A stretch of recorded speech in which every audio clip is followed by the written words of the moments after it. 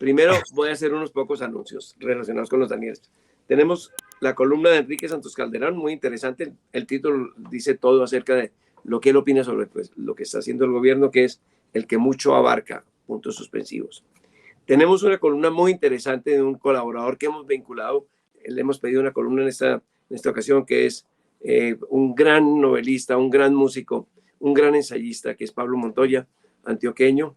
Le hemos pedido algo acerca del ministro de Cultura encargado. Yo creo que la E se la podemos ir quitando porque se va a quedar allí, el profesor Zorro. Él escribe sobre este profesor que fue su profesor y dice cosas muy interesantes acerca del cambio, el viraje que ha habido en el Ministerio de Cultura con el profesor Zorro hacia una cultura enraizada en la Europa culta de los grandes compositores y con desdén de la cultura popular colombiana. Es lo que denuncia muy interesantemente y muy bien escrito además. Junto allí tenemos además unas décimas muy, muy buenas sobre las sillas y el nalgatorio.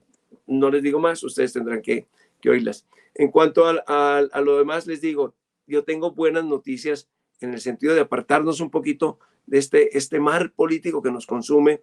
Y oigo la voz de los que dicen, es que no sé ni quién es Ángela Lozano, ni Angélica, ni me interesa tanto eso. Entonces, a lo mejor la prensa va a tener que hacer un poquito de examen de conciencia si estamos dando demasiada política. Sé que el momento es fascinante para los que opinamos sobre cosas pues, de la política, pero a lo mejor hay que apartarnos un poco. Esa es la buena noticia, que hay otras cosas distintas a la política. La mala es que yo traigo algunas pestes que no tienen que ver con la política. Curiosamente, salió en estos días un artículo en El Tiempo en que el profesor Horacio Torres, experto en rayos, dice que va a haber más rayos ahora y dice que una de las capitales tropicales de los rayos es Colombia. Y no solo Colombia, Bogotá y particularmente la zona de Torca, donde se hacen los grandes festivales de rock. Es decir, él dice que Bogotá no está protegida para los rayos, no tenemos pararrayos suficientes, que un alambre no sirve como pararrayos simplemente. Creo que es un tema interesante el de los pararrayos.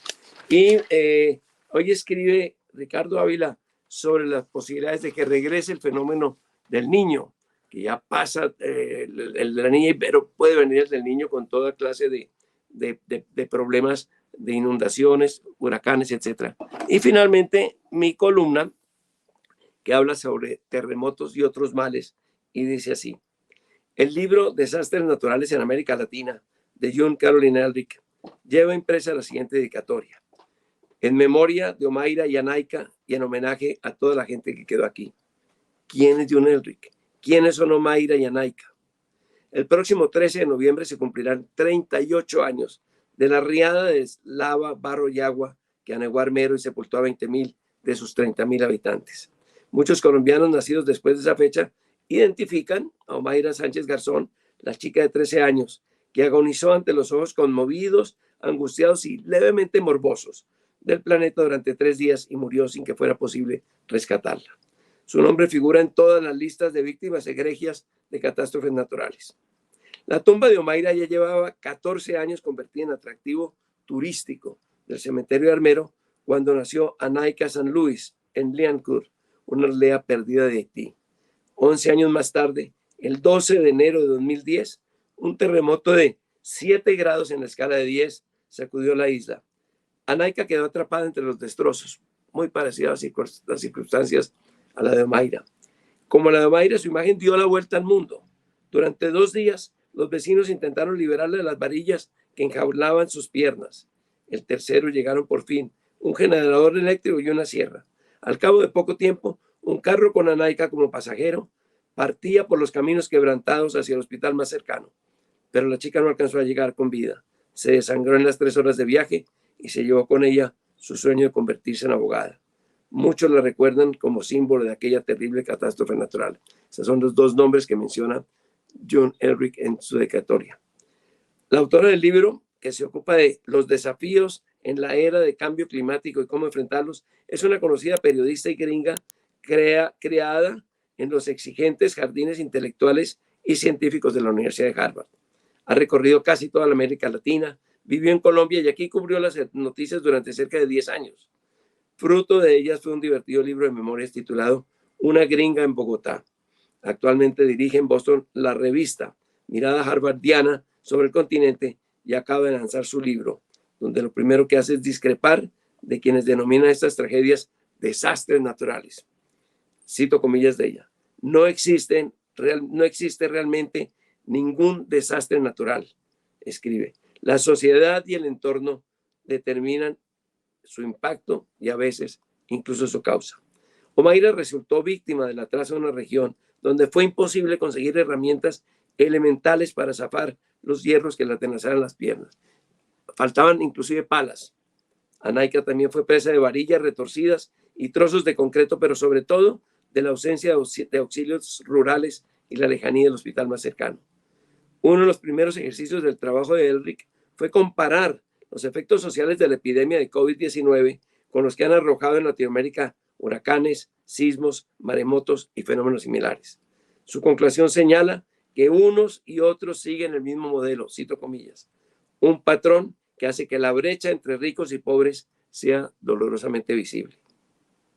Dicho de otro modo, soy yo el que escribo ahora, más que el episodio natural es la pobreza la que determina sus consecuencias. La miseria es más dañina que los terremotos y los huracanes. La autora comparó también dos sismos próximos en el tiempo y la distancia, el de Haití en enero del 2010 y el de Chile un mes más tarde. El primero, como vimos, tuvo una magnitud de 7 y el segundo de 8,8. Perdón. El terremoto haitiano, devastó la isla como si hubiera pasado una gigantesca cuchilla. 316,000 muertos, 380,000 heridos, 1,5 millones de damnificados, miles de construcciones derruidas. El Banco Interamericano de Desarrollo lo catalogó como el evento más catastrófico de la era moderna. En cambio, el chileno, superior a aquel, catalogado como el octavo más fuerte registrado por la humanidad y causa de un tsunami que repercutió en 53 países del Pacífico, dejó un saldo de 2 millones de damnificados y solo 523 muertos. La comparación, 316,000 en Haití con uno de 7, 525 en Chile con uno de 8,8. La diferencia no estribó en el vigor de las fuerzas naturales, sino en la vulnerabilidad de las construcciones de la isla Caribe y la solidez de las chilenas, que cumplen las exigencias del país acostumbrado a los temblores. Razón por la cual un estudio publicado ese año, Rolando Durán fue el autor, y se publicó en la revista Nueva Sociedad en marzo-abril del 2010, un estudio publicado ese año sostiene que, cito comillas, las verdaderas causas del desastre no deben buscarse en el movimiento sísmico, sino en las condiciones socioeconómicas externas. Es decir, aglomeraciones barriales, precarias construcciones, degradación ambiental, debilidad del Estado, entre otras. No es de extrañarse, pues, que en ocasiones una catástrofe de esta índole sacuda también la sociedad e influya en la política. Calamitosas tragedias impulsaron movimientos rebeldes en Nicaragua y Guatemala y contribuyeron a que el PRI, instalado en el poder mexicano durante 7 décadas, perdiera las elecciones. Concluye Elric: los desastres naturales no causan el cambio social. No obstante, con frecuencia surgen como la chispa que enciende la acción política y social. Entre el miércoles y el jueves de la semana que termina de esta semana, Colombia sufrió 23 alarmas tectónicas, casi todas imperceptibles para el ciudadano, 22 inferiores a 3,0 y una de 4,6.